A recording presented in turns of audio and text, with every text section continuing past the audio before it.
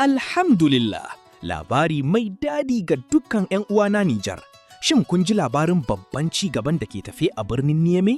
Gwamnatinmu ta kafa wani sabon kamfanin motocin sufuri na zamani da ake kira Sonito, Société Nigérienne de Transport Urbain. Menene amfanin Sonito ga talakan Nijar? Rage cikwaso da cuta. Za a kawo sabbin motoci bas na zamani masu sanyayyar iska, clean, domin sauƙaƙa tafiye-tafiye. Kiyayi lokaci, motocin za su sami nasu hanyoyin na musamman, babu sauran tsayawa a dogon gosulo. Sauƙin farashi, an yi wannan tsari ne domin kowa ya iya biya, musamman ma'aikata, talibai da 'yan kasuwa. Gyaran gari, za a gina manyan tashe-tashe na zamani da wuraren jiran mota masu kyau.